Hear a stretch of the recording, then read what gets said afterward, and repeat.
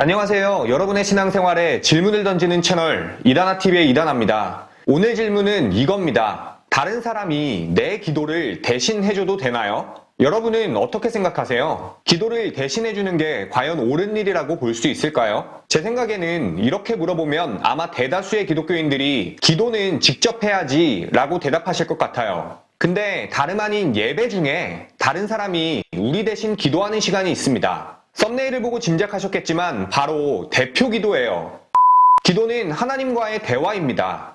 내 생각을 솔직하게 하나님께 말씀드리는 시간이에요. 근데 다른 사람이 내 생각을 대신 하나님께 말씀드린다는 건 그 사람이 내 마음을 정확하게 알고 있지 않는 이상 쉽지 않은 일이죠. 솔직히 저는 20년이 넘는 시간 동안 대표 기도에 대해 아무 생각이 없었어요. 모태신앙이라서 그런지 모르겠지만 예배 시간의 대표 기도는 그냥 당연히 있는 시간이라고 생각했습니다. 아마 대부분의 기독교인들이 이 부분에 대해 깊이 생각해 본 적이 없지 않을까 싶어요. 근데 어느 순간 의문이 드는 겁니다. 대표 기도를 하는 게 과연 성경적인 것인지 궁금해진 거죠. 그래서 관련 정보를 한번 찾아봤어요. 결론부터 말씀드리면 대표 기도에 대한 성경적 근거는 사실 굉장히 적습니다. 궁금하시면 여러분도 한번 찾아보세요. 대표 기도 작성 방법 같은 글은 엄청 많은데 막상 대표 기도가 언제부터 시작되어 현재와 같이 예배 의식으로 자리 잡게 되었는지에 대해선 관련 정보가 거의 없습니다. 그나마 남아있는 자료를 좀 찾아보면 구약 시대에는 제사장이나 선지자가 백성들을 대표하여 기도했다는 내용이 있긴 해요. 그러나 여러분께서도 아시다시피 구약 시대에는 하나님께서 제사장이나 선지자를 통해 일하시던 시기이고 예수님께서 십자가에 달려 돌아가신 뒤로는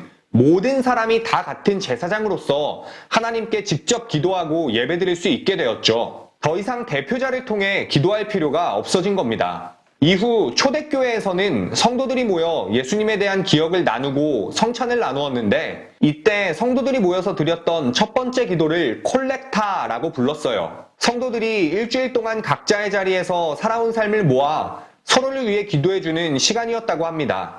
이 콜렉타를 대표 기도의 출발로 보는 견해도 있지만 이 역시도 오늘날 대표 기도의 형식과는 분명히 차이가 있습니다. 솔직히 관련 정보들을 찾아본 결과 대표 기도의 성경적 근거는 그리 많지 않은 게 사실이에요. 그럼 대표 기도는 비성경적인 거냐? 하면 안 되냐? 묻는 분들이 계실 텐데 저는 그렇게 생각하지는 않습니다. 단 조건이 있어요. 이전 영상에서도 말씀드렸지만 저는 기독교의 모든 종교 행위, 곧 율법이나 교리, 종교의식은 그 목적과 본질이 사랑이어야 한다고 생각합니다. 고로 저는 성경적이냐는 질문이 그 행위가 사랑을 세우냐라는 질문과 같다고 봐요. 그 행위를 통해서 사랑이 세워진다면 예배 시간에 앞구르기를 하든 뒷구르기를 하든 덤블링을 하든 뭘 하든 상관없다고 생각해요. 그런 의미에서 대표기도 또한 대표기도를 통해 교회가 사랑으로 하나 될 수 있다면 할 수 있죠. 아니 해야죠. 그게 대표기도가 아니라 통성기도여도 상관없고 묵상기도여도 상관없습니다.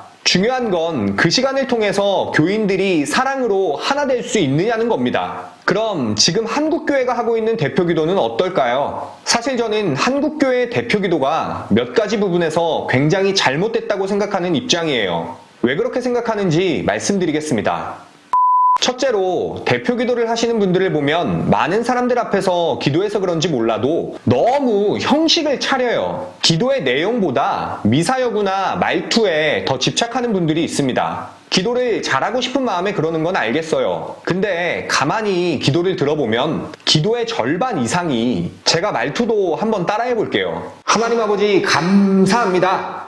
간절히 원하옵나이다. 역사하여 주시옵소서. 어떻게 된 게 톤도 다 똑같아요. 이런 말만 계속해서 되풀이 하시는 분들이 있어요. 듣다 보면 내용에는 집중이 안 되고 무슨 대하 드라마나 사극 틀어놓은 것 같아요. 실제로 어떤 장로님은 사극을 많이 보셨는지 기도하다가 갑자기 주여 통촉하여 주시옵소서 이래가지고 성도들이 다 배잡고 웃었다는 이야기도 있습니다. 여러분, 기도는 하나님과의 대화예요. 웅변대회가 아닙니다. 남들 앞에서 기도 잘하는 사람으로 보이려는 건 기도의 본질에서 한참 벗어난 겁니다. 좀 서투르다고 해도 진정성을 담아야 그게 진짜 하나님과의 대화가 아닐까요? 둘째로 대표 기도를 기회 삼아 개인 기도를 하는 분들이 있어요.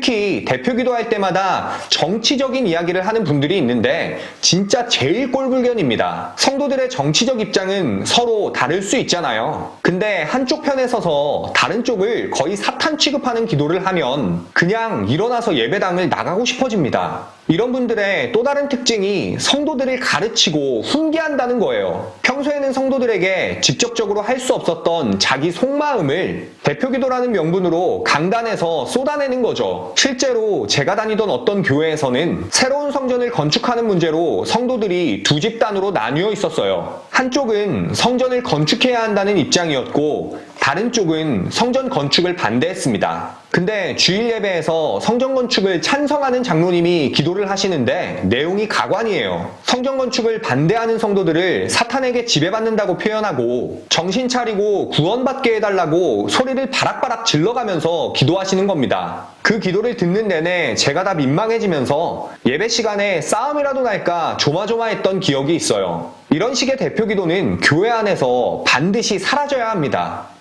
말씀드린 대표기도 사례는 교회 공동체를 사랑 안에 하나 되게 하는 것과는 거리가 멀어요. 기도를 통해 공동체가 사랑으로 하나 되기는커녕 기도로 인해서 되려 갈등이 심화되고 공동체가 분열된다면 그런 기도는 하면 안 됩니다. 특별히 교회가 나서서 성도들에게 대표기도에 대한 경각심을 심어줘야 하는데 그런 곳이 거의 없다는 게 안타깝습니다. 목사들이 나서서 대표기도를 어떻게 준비해야 하는지 성도들에게 자세히 알려줘야 하는데 막상 교회를 가보면 오히려 목사들이 잘못된 기도를 하고 있는 경우도 많아요. 그러다 보니 대표 기도를 맡은 성도들은 그냥 알아서 개인적으로 기도를 준비하게 되고 교회 공동체의 방향과는 상관없이 개인 기도를 하는 상황이 벌어지는 거죠. 이런 식으로 대표 기도할 거면 예배에서 대표 기도를 그냥 없애버리는 게 낫습니다. 예배 시간에 대표 기도를 할 거면 예배에 참석한 모든 회중이 함께 동의할 수 있는 기도만 해야 해요. 한 주 동안의 삶을 회개한다든지 하나님의 사랑을 깨닫게 해달라는 기도, 그리고 우리가 하나님께 받은 사랑으로 더 많은 사람을 사랑하며 살게 해달라는 기도처럼 어떤 사람에게든 기도 내용이 자기 고백이 될 수 있어야 한다는 겁니다. 목회자들은 성도들에게 대표기도의 올바른 목적에 대해 알려주어야 하고 성도들은 대표기도의 목적에 맞추어 대표기도를 준비해야 합니다. 그럴 때 비로소 우리는 대표기도가 성경적이라고 말할 수 있을 거예요. 그래서 오늘의 결론,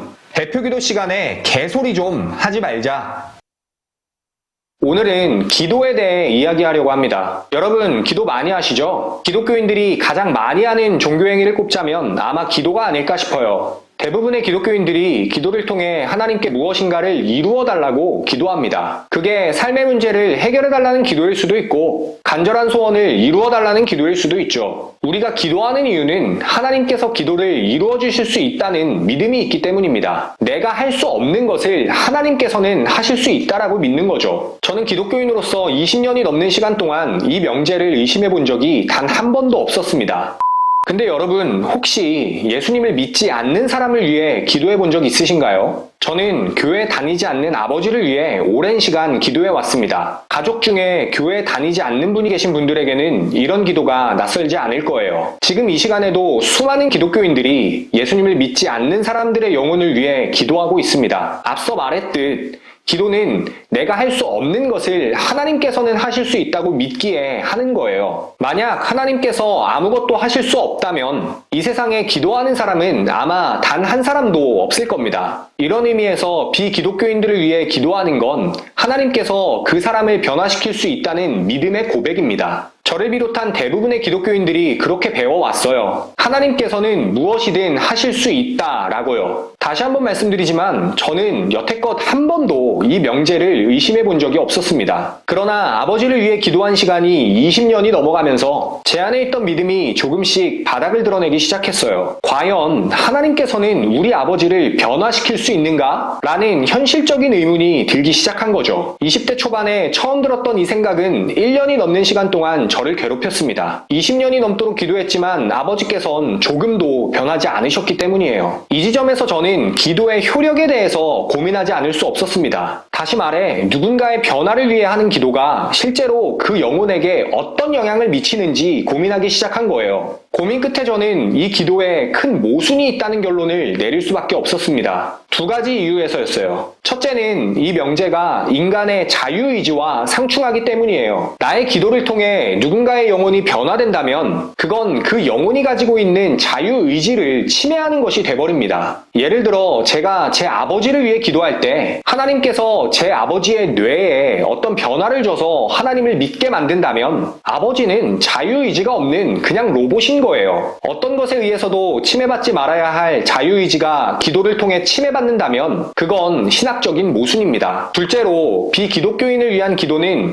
인간을 향한 하나님의 사랑에 조건을 부여해요. 하나님께서 기도를 통해 영혼을 변화시킨다 라고 한다면 반대로 기도하지 않으면 하나님께서는 그 영혼을 방치하시나? 라는 물음이 제기됩니다. 하나님께서 모든 사람을 사랑하신다는 것은 성경이 증언하고 있는 불변의 진리입니다. 그렇다면 하나님께서는 기도 여부와 상관없이 믿지 않는 사람들이 자신을 믿을 수 있도록 최대한 비기독교인들에게 자신을 계시하셔야 해요. 기도하지 않는다고 해서 믿지 않는 영혼들을 그대로 방치하신다면 이는 하나님의 무조건적인 사랑에 부합하지 않는 거죠. 하나님이 정말 모든 사람을 사랑하신다면 사람들의 기도와는 상관없이 믿지 않는 사람들을 향해 끊임없이 자신을 계시하실 것이 분명합니다. 하나님의 사랑엔 조건이 없기 때문이죠. 결론적으로 저는 과거에 믿지 않는 영혼을 위한 기도에 관한 한 하나님께서 직접적으로 하실 수 있는 일은 없다는 결론에 도달했습니다. 생각이 여기까지 나가다 보니 지금까지 제가 아버지를 위해 했던 모든 기도가 무의미하게 느껴졌어요. 저는 큰 좌절감에 빠졌고 아버지가 변화하는 문제를 넘어서 사회적 문제나 인간관계에 대한 일들 역시 자유의지를 가진 사람들 사이에 일어나고 있는 문제들이라는 점에서 기도해봤자 소용없는 일들로 여겨지기 시작했습니다. 그러나 그런 결론에 도달한 이후에도 성경을 보면 성경은 여전히 기도하라고 말하는 거예요. 기도가 무의미한 것이 아니라고 말합니다. 그렇다면 우리는 무엇을 위해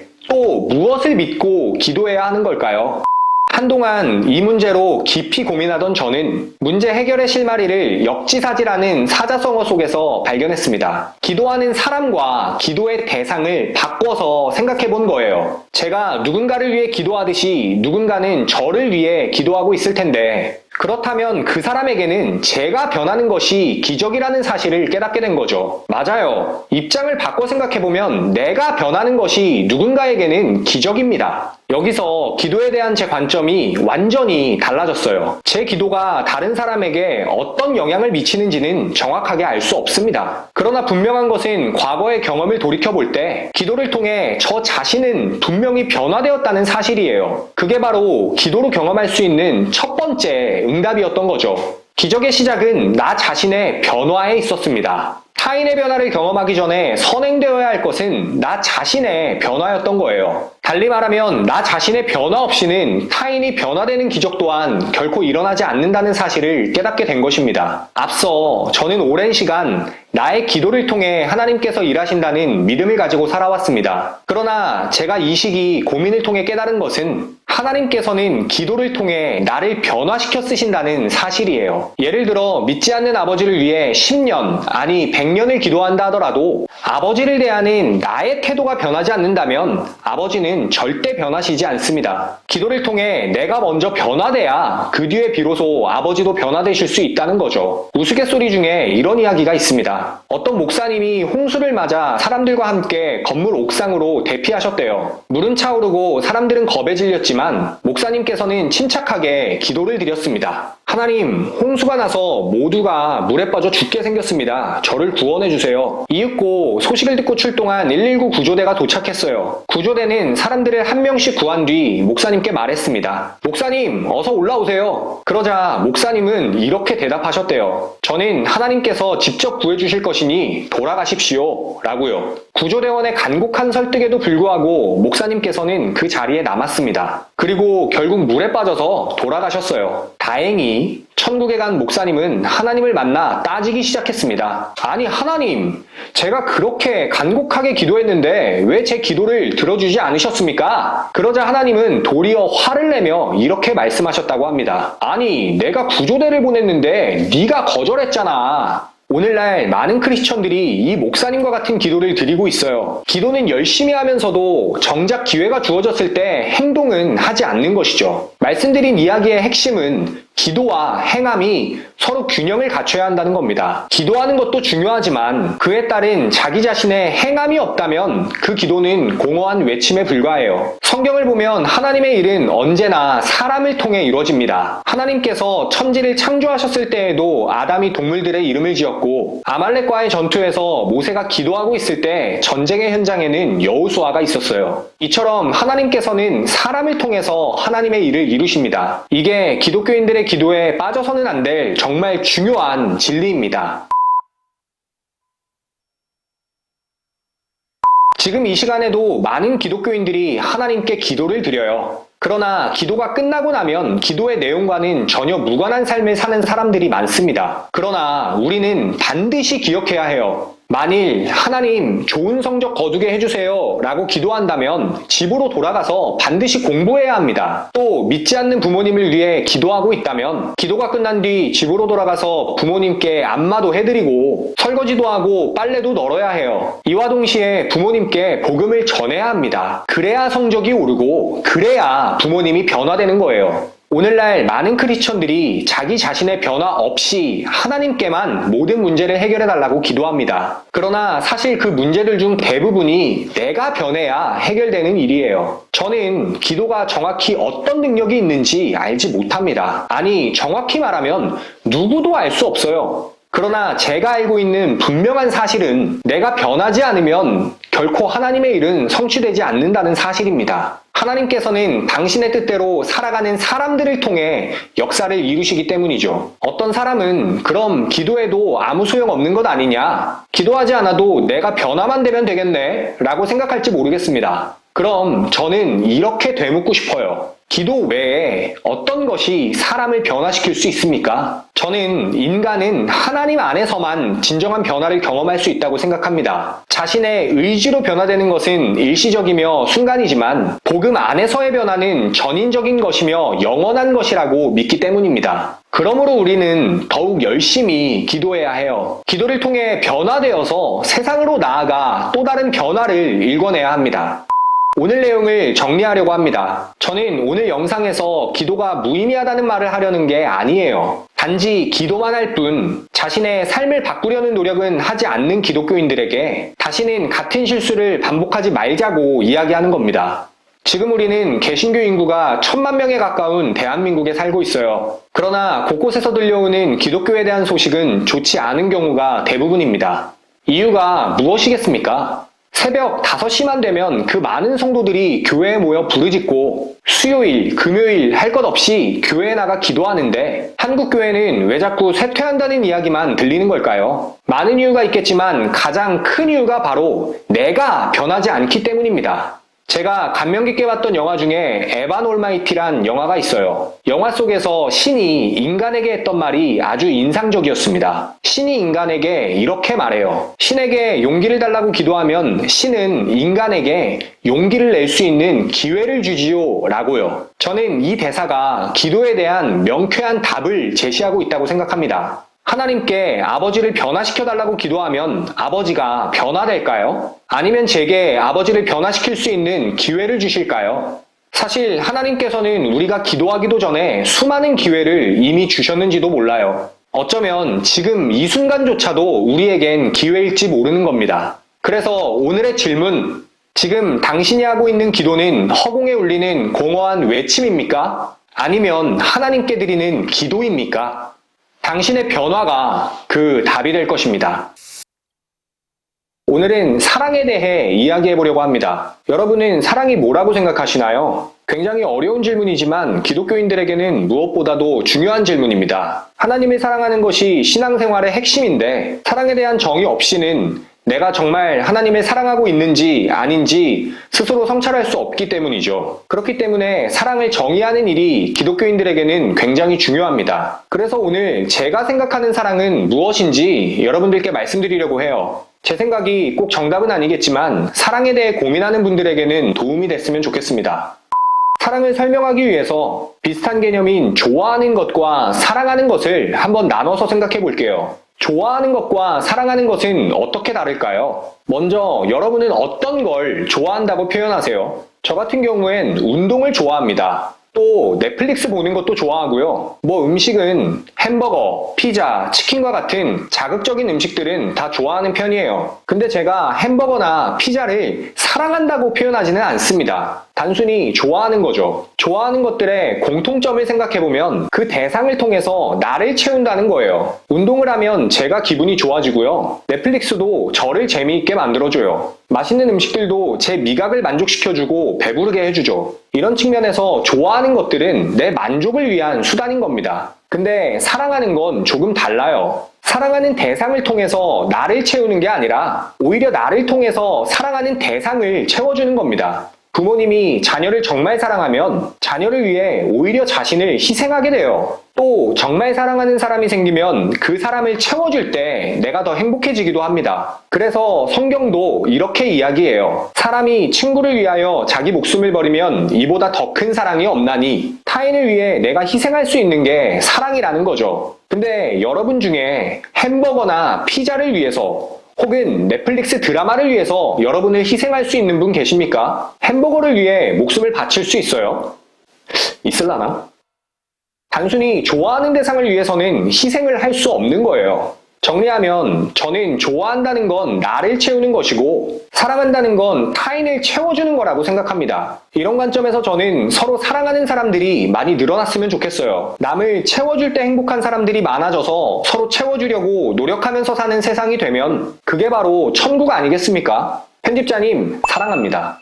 그럼 한국교회는 어떨까요? 한국교회 성도들은 정말 하나님과 이웃을 사랑하는 신앙생활을 하고 있나요? 아까 제가 사랑은 남을 채워줄 때 나도 행복해지는 거라고 했죠. 근데 어떤 분들은 물질적인 축복을 받으려고 헌금하는 분들이 있어요. 또 내가 복 받으려고 예배드리고 기도하기도 합니다. 교회에서 봉사하는 것도 내가 잘 되기 위한 목적인 분들이 적지 않아요. 신앙생활을 통해서 내가 잘 되고 축복받으려는 건 결국 나를 위한 겁니다. 이건 하나님을 사랑하는 것과는 거리가 멀어요. 그저 햄버거나 피자를 통해 내 만족을 채우려는 것처럼 하나님을 이용해서 나를 채우려고 하는 거죠. 하나님이 자신을 채워줄 거라고 믿으니까 그냥 좋아하는 겁니다. 그럼 하나님을 사랑하는 사람은 어떨까요? 그런 분들의 헌금은 다릅니다. 내가 조금 가난해져도 내 소득을 통해서 다른 사람들을 채워주는 게 행복한 거예요. 또 내 시간이 없어져도 사랑하는 하나님을 찬양하고 예배하는 게 기쁜 겁니다. 하나님과 이웃을 위해 자신을 희생하지만 오히려 거기서 더 큰 만족과 기쁨을 느끼는 분들이 있어요. 그런 분들이 하나님과 이웃을 정말 사랑하는 분들인 거죠. 예수님께서는 우리에게 모든 것을 값 없이 주셨습니다. 우리의 모습을 돌아보면 우리를 채우기 위해 신앙생활을 할 때가 많은데 예수님께서는 자기를 비워 종의 형체를 가져 사람과 같이 되었고 사람의 모양으로 나타나셔서 죽기까지 복종하시고 십자가에 달려 돌아가셨습니다. 아니, 치킨이나 피자는 맛있기라도 하지. 음식으로 치면 닭가슴살만도 못한 우리를 위해서 모든 걸 내어주셨어요. 누군가에게 자신의 생명까지 줄 수 있다는 것은 사랑의 극치입니다. 예수님께서는 그렇게 자신을 비우시고 남을 채워주는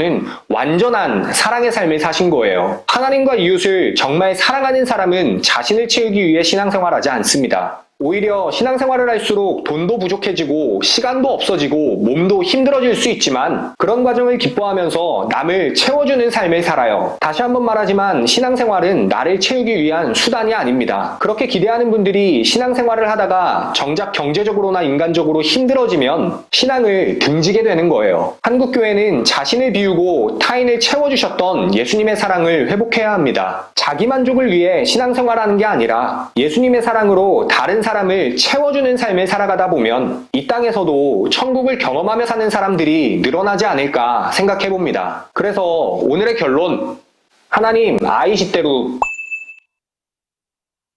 오늘은 교회에서 정말 많이 강조하는 내용이죠. 감사에 대한 이야기를 해보려고 합니다. 성경의 데살로니가전서 5장 16절에서 18절까지의 말씀을 보면 성경에 대해 잘 모르는 사람도 한 번쯤은 들어봤을 만한 내용이 있어요. 항상 기뻐하라, 쉬지 말고 기도하라, 범사에 감사하라 라는 말씀입니다. 특별히 이 중에서도 감사라는 덕목은 기독교를 넘어 전 인류가 강조하는 덕목이라고 봐도 무방해요. 그만큼 많은 이들이 중요하게 생각하는 가치입니다. 오늘은 이 감사를 할 때 반드시 기억해야 하는 부분을 말씀드리려고 해요. 지금부터 제가 읽어드릴 내용은 한 대형교회 집회에서 어떤 권사님이 실제로 간증하신 내용입니다. 주일 예배였습니다. 저는 예배당에서 예배를 드리는 중이었고 밖에선 아이들이 한창 야구 게임을 하고 있었습니다. 그러던 중 갑자기 창문이 와장창 깨지더니 야구공이 제가 있는 쪽을 향해 날아오는 거예요. 어떤 아이가 던진 공이 예배당 쪽으로 잘못 날아온 것이죠. 야구공은 순식간에 날아와 제 옆에 앉아있던 집사님의 머리를 강타했습니다. 예배당은 아수라장이 됐고 공을 맞은 집사님은 구급차에 실려 병원으로 실려갔습니다. 저는 그때 하나님께 감사 기도를 드렸습니다. 하나님, 제가 맞을 수도 있었던 공이었는데 제가 맞지 않게 해주셔서 정말 감사합니다 라고요. 여러분도 이렇게 하나님께 감사하는 삶을 사시기 바랍니다. 어떠십니까?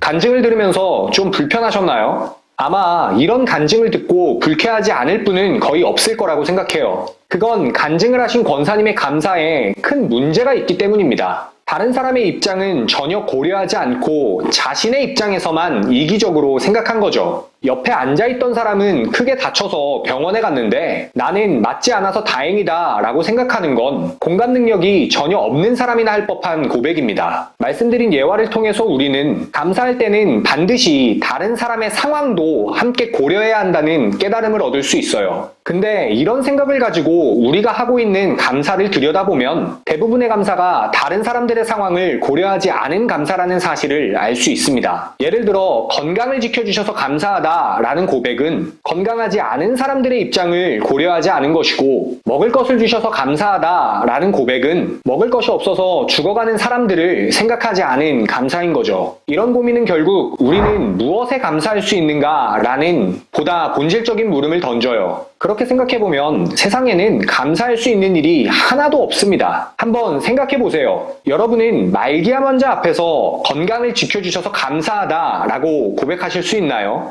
또 굶주림으로 죽어가는 사람 앞에서 먹을 것을 주셔서 감사합니다 라고 기도할 수 있으십니까? 그럴 수 없겠죠. 근데 그렇다면 우리가 감사할 수 있는 건 감사할 수 없는 상황에 있는 사람이 내 옆에 없기 때문은 아니냐는 겁니다. 이런 기준으로 제가 했던 감사를 돌아보니 제 자신이 정말 이기적인 사람처럼 느껴졌어요. 더 나아가 앞으로는 감사할 수 있는 일이 없을 것 같았습니다. 그럼에도 불구하고 성경을 보면 성경은 끊임없이 감사하라고 이야기합니다. 그럼 우리는 대체 어떻게 감사해야 할까요? 이 부분에 대한 오랜 고민 끝에 저는 감사란 실천을 통해서 완성된다 라는 결론을 얻었습니다. 말뿐인 감사는 반쪽짜리 감사라는 거예요. 다른 사람의 입장을 생각하지 않는 감사에서 벗어나기 위해선 감사를 하고 난 뒤에 그 감사가 타인을 향한 섬김의 실천으로 나타나야 한다는 겁니다. 만일 우리가 오늘도 새날을 주셔서 감사합니다 라고 기도한다면 우리는 최선을 다해 주어진 하루를 살아야 해요. 근데 말로는 새날을 주셔서 감사하다 라고 이야기하면서 정작 그날의 시간을 허비하고 낭비하며 살아간다면 그건 모순이겠죠. 내게 주어진 하루에 진심으로 감사한다면 최선을 다해 그 하루를 살아가는 것이 감사하는 사람의 바람직한 모습입니다. 마찬가지로 맛있는 음식을 주셔서 감사합니다 라고 기도한다면 반찬을 남기지 않고 다 먹도록 노력해야 하고 더 나아가 먹을 것이 없어서 굶고 있는 사람들에게 베푸는 삶을 살아야 해요. 서두에 언급했던 권사님의 간증 이야기로 다시 되돌아가 볼게요. 권사님은 자신이 공에 맞지 않은 것에 대해 하나님께 감사할 수 있습니다. 그러나 그 권사님이 올바른 신앙을 가지고 계시다면 그 감사는 공에 맞아 다친 집사님을 향한 섬김과 돌봄으로 나타나야 해요. 또 앞으로는 같은 일이 반복되지 않도록 교회에 요청도 해야겠죠. 그것이 감사하는 사람의 올바른 태도인 겁니다. 한국교회는 성도들에게 감사하라고 이야기하지만 정작 감사에 따르는 책임은 강조하지 않는 경우가 많습니다. 그러다 보니 어느 순간 감사는 실천해야 하는 행동이 아니라 입술의 고백이 되어 버렸어요. 이런 감사가 반복되다 보면 감사는 그저 형식적인 종교 행위에 머물러 버립니다. 세상을 조금 더 나은 방향으로 이끌지 못해요. 영상을 시청하고 계신 여러분들께 제가 한번 질문 드려보겠습니다. 여러분은 하나님께 건강을 주셔서 감사하다 라고 기도하신 뒤에 한 번이라도 아프거나 투병 중에 있는 사람을 찾아가 간호해 준 적 있으신가요? 또 오늘도 일용할 양식을 주셔서 감사합니다 라고 기도하신 뒤에 경제적으로 어려움을 겪고 있는 분들에게 연락해서 식사라도 한 끼 대접하신 적 있으세요? 여러분의 감사가 이웃을 향한 섬김의 실천으로 이어지지 않았다면 그 감사는 말뿐인 반쪽짜리 감사입니다. 성경이 말하는 진짜 감사는 입술의 고백에만 머무르지 않고 생활 속에서 사랑의 실천으로 나타나야 하는 거예요. 이런 의미에서 기독교인들은 함부로 감사하지 말아야 합니다. 우리가 받은 것을 이웃에게 나눌 준비가 되어 있지 않으면 차라리 감사하지 않는 게 나아요. 하나님 나라는 감사하는 마음을 가지고 사회와 이웃에게 그 감사를 나누어 줄 때 확장되기 때문이죠. 저는 이렇게 감사하는 마음으로 이웃을 섬기는 기독교인들이 많아져서 우리 사회가 기독교인들로 인해 더 나은 세상이 되었으면 좋겠습니다. 그래서 오늘의 결론, 말뿐인 감사는 아무 의미 없다. 정말 감사하다면 실천하고 살자.